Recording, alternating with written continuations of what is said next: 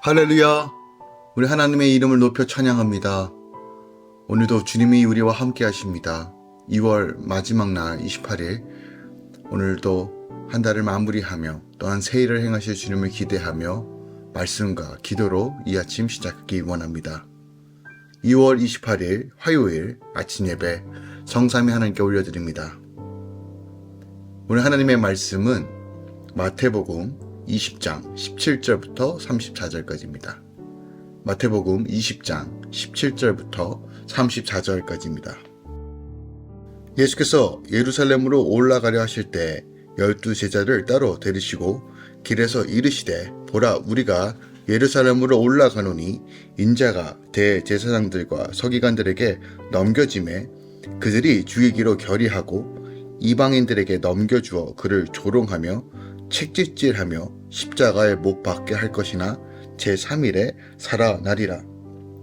그때 세베대의 아들 어머니가 그 아들을 데리고 예수께 와서 절하며 무엇을 구하니 예수께서 이르시되 무엇을 원하느냐 이르되 나의 이 두 아들을 주의 나라에서 하나는 주의 우편에 하나는 주의 좌편에 앉게 명하소서. 예수께서 대답하여 이르시되 너희는 너희가 구하는 것을 알지 못하는도다. 내가 마시려는 잔은 너희가 마실 수 있느냐? 그들이 말하되 할 수 있나이다. 이르시되 너희가 과연 내 잔을 마시려니와 내 좌우편에 앉은 것은 내가 주는 것이 아니라 내 아버지께서 누구를 위하여 예비하셨든지 그들이 얻을 것이니라. 제자들이 듣고 그 두 형제에 대하여 분이 여기거늘 예수께서 제자들을 불러다가 이르시되 이방인의 집권자들이 그들의 임의로 주관하고 그 고관들이 그들에게 권세를 부리는 줄 너희가 알거니와 너희 중에는 그렇지 아니하야 하나니 너희 중에 누구든지 크고자 하는 자는 너희를 섬기는 자가 되고 너희 중에 누구든지 으뜸이 되고자 하는 자는 너희의 종이 되어야 하리라. 인자가 온 곳은 섬김을 받으려 함이 아니라 도리어 섬기려 하고 자기 목숨을 많은 사람의 대선물로 주려 함이니라. 그들이 여리고에서 떠나갔을 때 큰 무리가 예수를 따르더라. 맹인 두 사람이 길가에 앉았다가 예수께서 지나가신다 함을 듣고 소리질러 이르되 주여 우리를 불쌍히 여기소서.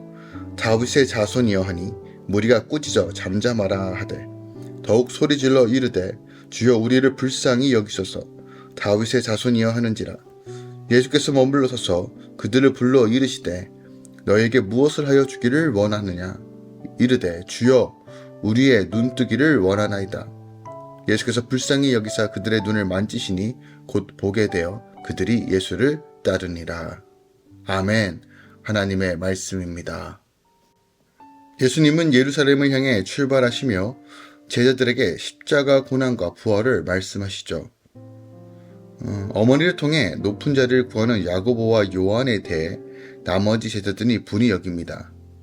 그 이유는 자신들도 같은 생각을 가지고 있는데 더 높은 곳에 가길 원했는데 그 속마음을 감추고 있었는데 이 한 어머니를 통해서 야고보와 요한이 어떻게 보면 그 감춰진 것을 드러냈고 자신들이 원했던 것이 남을 통해서 들으니까 오히려 그것으로 인하여 더 분이 났던 것입니다.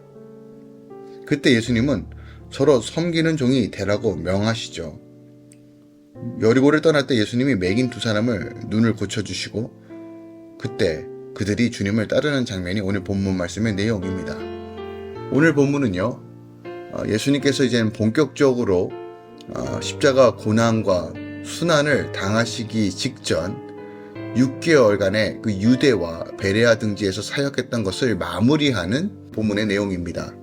먼저 그들이 지금 무슨 생각을 가지고 예수님을 따라왔는지에 대한 분명한 그림이 보여집니다.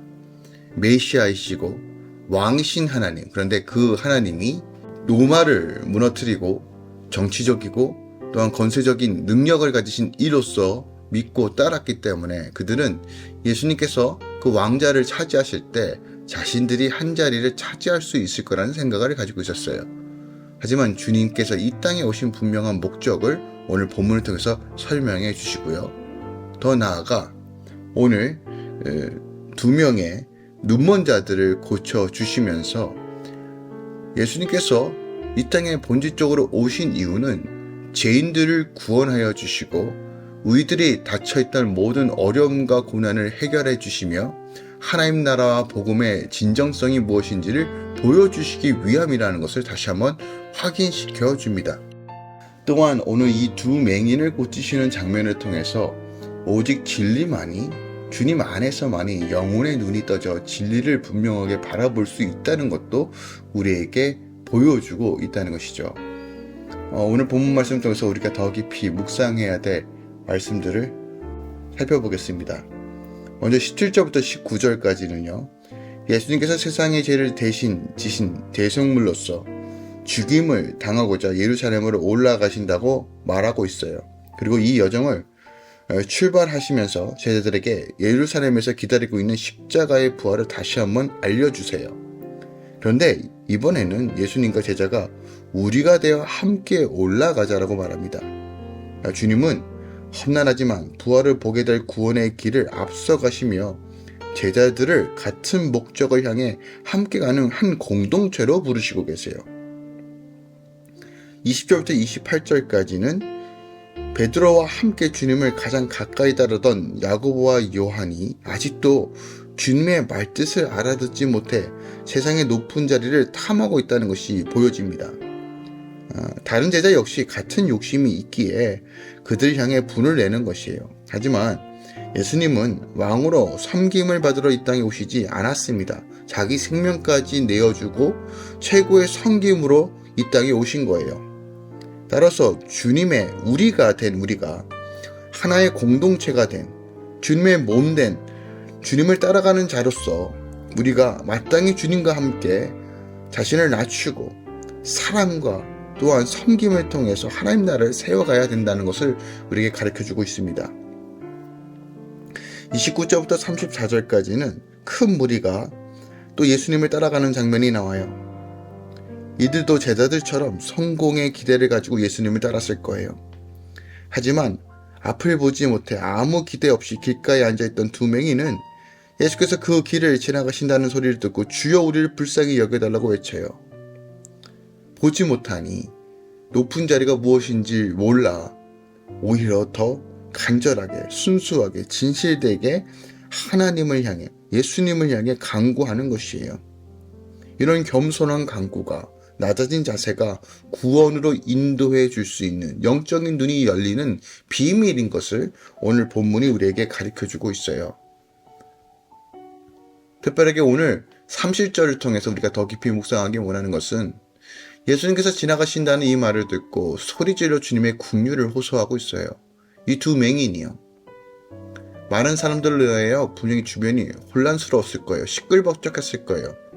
자신들의 목소리가 예수님께 전달될 수 있을까라는 의문이 들 정도로 정말 소란스러웠을 거예요.